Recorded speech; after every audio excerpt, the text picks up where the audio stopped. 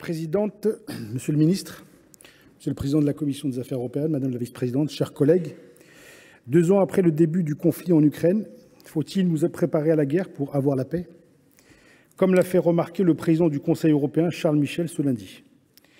Depuis l'agression russe, l'Europe s'emploie à soutenir l'Ukraine.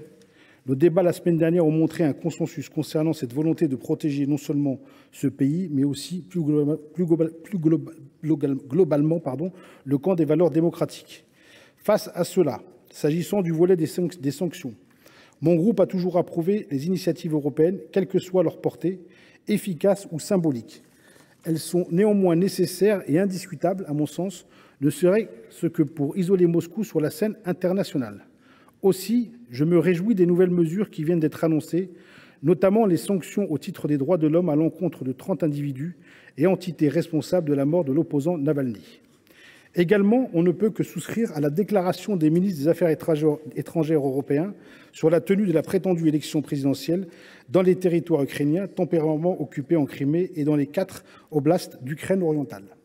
Dans ce contexte où le dirigeant russe se sent légitimé à poursuivre son destin impérialiste, le soutien européen à Kiev doit redoubler d'efforts.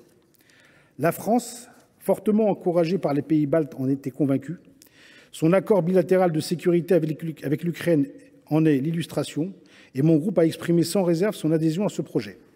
Il faudra, Monsieur le Ministre, encore beaucoup de pédagogie auprès de certains États membres, l'Allemagne pour n'en citer qu'un, afin qu'ils mesurent ce que cela implique.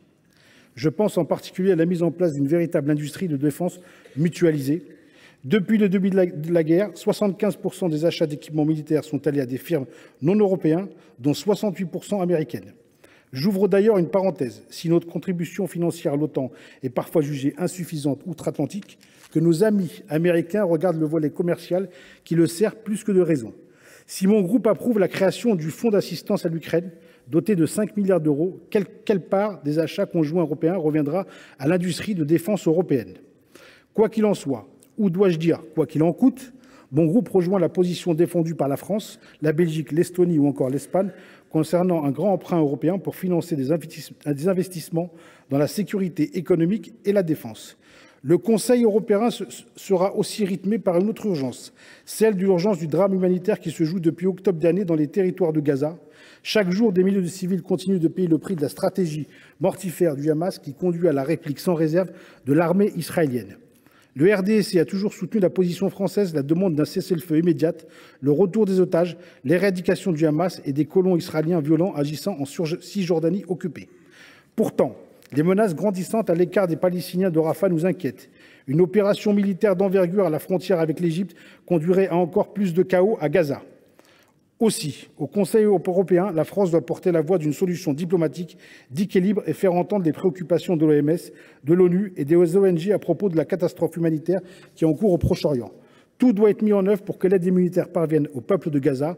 On ne peut pas s'opposer à l'acheminement de l'aide des arguments techniques, à moins qu'il ne cache une posture politique de la part du gouvernement israélien.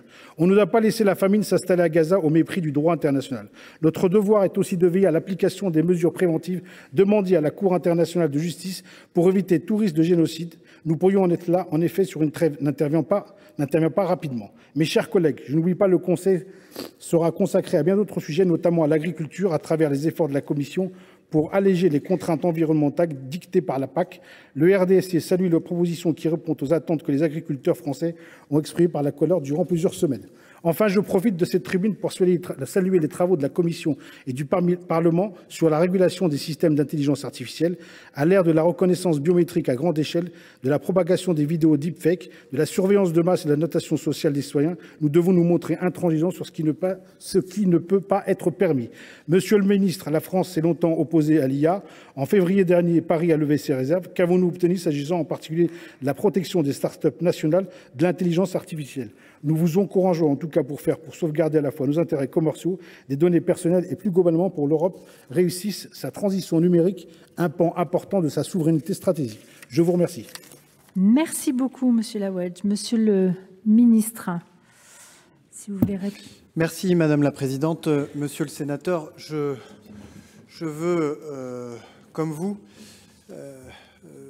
dénoncer d'abord les prétendues élections dans les territoires occupés par la Russie en Ukraine que nous ne reconnaissons pas et que nous ne reconnaîtrons jamais. Et nous avons bon espoir que cette déclaration qui a été faite au nom des 27 États membres par le haut représentant pour la politique extérieure soit reprise dans les conclusions du Conseil européen. De même, sur la question de la préférence européenne, j'évoquais tout à l'heure la communication de la Commission du 5 mars sur EDIS-EDIP, où on voit que les objectifs d'approvisionnement auprès de la base industrielle et technologique de défense européenne sont significativement relevés. C'est un objectif qui nous paraît très important parce que la crédibilité de notre soutien à l'Ukraine dépend de la crédibilité de notre BITDE. Et puis sur le règlement sur l'intelligence artificielle qui a fait l'objet, si l'on peut dire, d'un accord définitif tout récemment. Comme vous le savez, la France a beaucoup milité, avec l'Allemagne d'ailleurs, un bel exemple de coopération sur ce sujet, pour que ce règlement vienne trouver le bon équilibre entre la nécessaire protection des personnes et des citoyens européens, et puis la latitude nécessaire à ce que se développe en Europe